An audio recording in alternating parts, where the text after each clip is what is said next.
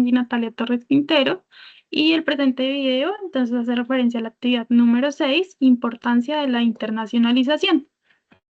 Bueno, en primer lugar vamos a hablar de qué son los Incoterms o términos de negociación. Entonces, de acuerdo con la Cámara de Comercio Internacional, los Incoterms, International Commercial Terms, términos de comercio internacional, son un conjunto de términos que se encargan de simplificar de una manera clara las reglas que se utilizan en los contratos de compraventa internacional, con el fin de evitar complicaciones de orden legal y declarando las obligaciones respectivas de las partes, el comprador y el vendedor, en cuanto a riesgos, costos de organización de transporte y despacho aduanero. Desde su creación, los Incoterms se revisan periódicamente para adaptarse a la realidad del momento y a los cambios que experimenta el comercio internacional.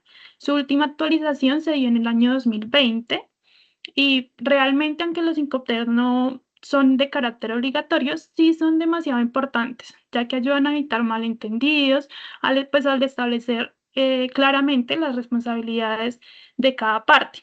Esto proporciona seguridad tanto para el vendedor como para el comprador y permiten una comunicación más fluida entre ellos. Tenemos que los Incoterms se clasifican en 4 grupos, los cuales son el grupo E, en el cual la parte vendedora proporciona la mercancía al comprador en sus propias instalaciones. El grupo F, en el cual el vendedor dispone los bienes a un transportista seleccionado y abonado por el comprador. Y tenemos el grupo C, en el que la parte vendedora contrata el vehículo para el transporte de los productos. Y por último, el grupo D, en el que los costos y riesgos corren a cuenta del vendedor desde la salida de la mercancía hasta su entrega en el lugar pactado. El grupo E, que hace referencia a la entrega a las instalaciones del vendedor.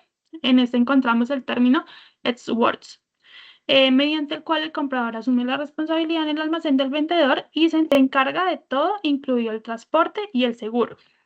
Un ejemplo de esto podría ser un caso en el que un comprador adquiera maquinaria en una fábrica en China y en este caso el comprador organiza el transporte desde la fábrica hasta su almacén en España, asumiendo todos los costos y riesgos asociados.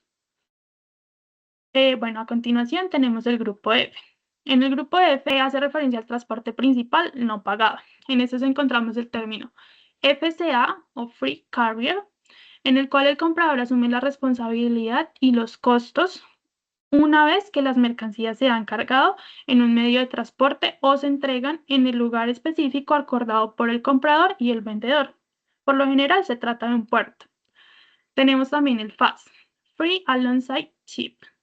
En este, el vendedor se hace cargo de la entrega de la mercancía en el puerto de embarque y asume todos los gastos generados hasta la entrega de la mercancía en el puerto, tales como transporte en origen, trámites de la aduana, de exportación y manipulación de la carga hasta dejar la mercancía en el costado del buque.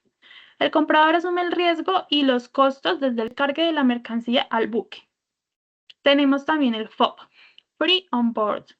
El vendedor hace la entrega de la mercancía a bordo del buque y cubre los gastos generados en origen, tales como transporte local, trámites en las aduanas de exportación y manipulación de la mercancía. Asimismo, el comprador asume todos los costos y riesgos de daño o pérdida desde el puerto en el país de origen hasta el lugar de destino, tales como el flete internacional, el seguro internacional, la manipulación de la mercancía, gastos generados en la aduana de importación y transporte lugar en el destino.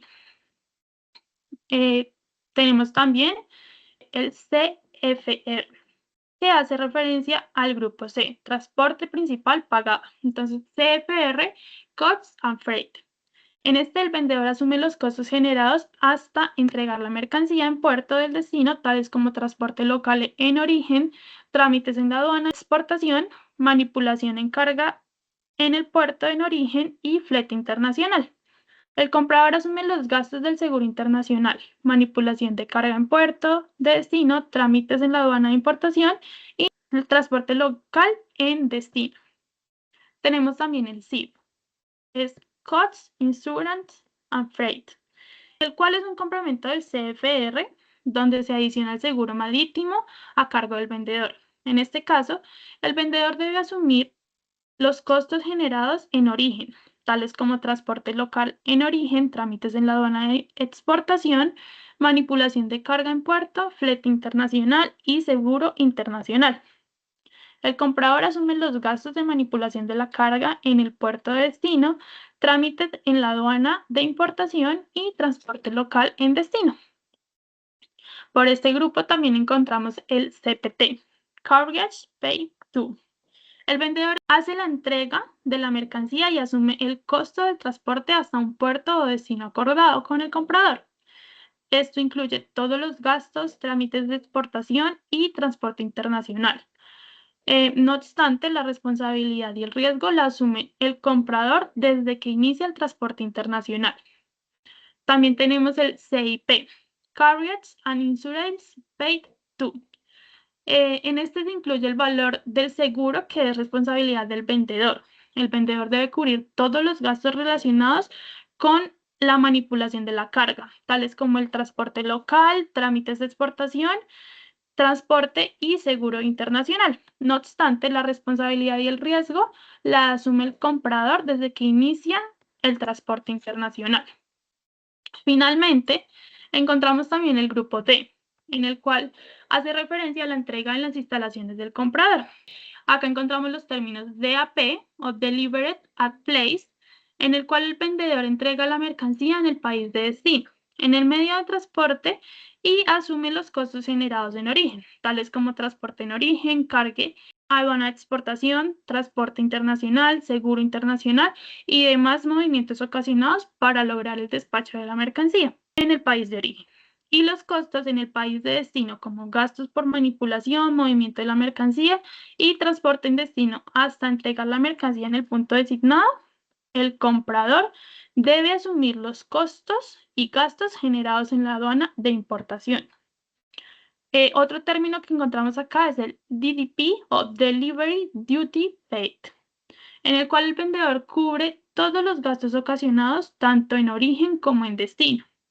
El transporte local internacional, seguro, aduana, exportación, manipulación de carga en origen y destino, transporte en destino, gastos en la aduana de importación, excepto el descargue de la mercancía en destino. El importador debe cubrir los gastos de descargue en la mercancía en el lugar acordado de la entrega en destino. Y por otro lado también tenemos el DPU o Delivery at Place on Load. El vendedor entrega la mercancía hasta el sitio en destino. Cubre todos los gastos generados en transporte local, internacional, tales como seguro, aduana de exportación, manipulación de carga en origen y destino, y transporte en destino y descargue de la mercancía. El comprador debe cubrir los gastos generados en aduana de importación. Su aplicación, entonces, pues es muy variado, ¿no? Porque, digamos, pues tenemos que el FOB, el FAS, el CFR y el CIS, por lo menos, se utilizan únicamente para transporte marítimo. Para transporte aéreo, tenemos los más comunes como el Edgeworth, el CIP, el CPT, el DDP y el DAP, que son utilizados habitualmente para envíos aéreos. Y por otro lado, pues comúnmente para transporte terrestre tenemos el FCA, el DAP y el DDP.